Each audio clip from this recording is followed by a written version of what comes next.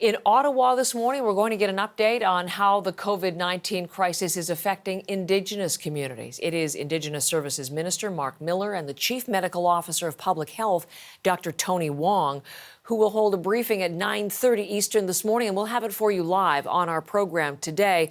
There may well be questions about 2 days of virtual meetings beginning today aimed at addressing anti-Indigenous racism in Canada's healthcare system.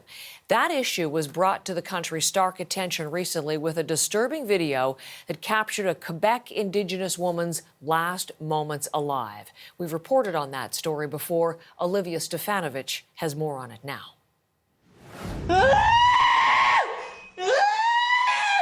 The cries of Joyce Echaquan still reverberate.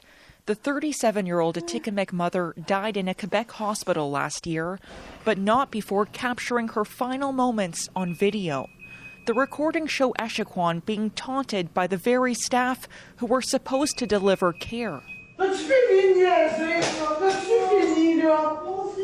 Outrage followed her death, sparking calls for change at the highest levels. When her story came out, there was 100 more that did not. So it's really important that we do address this. Ontario Senator and Métis lawyer Yvonne Boyer says the federal government should consider financial penalties for provinces and territories that fail to act on racism in their healthcare systems. Let's look at the Canada Health Act. Let's examine each one of those pillars and see if there's some sanctions that we can put in place. Others don't want Ottawa to go that far.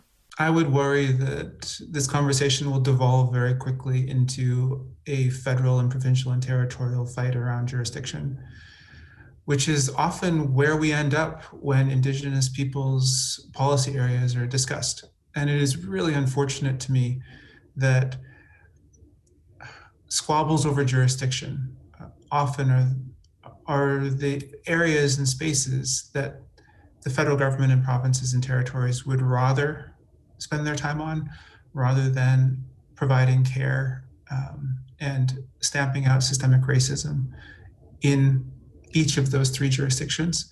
Today's meetings are a test for the federal government's plans to overhaul Indigenous healthcare legislation, which will need provincial, territorial, and Indigenous buy-in to deliver results. Olivia Stefanovich, CBC News, Ottawa.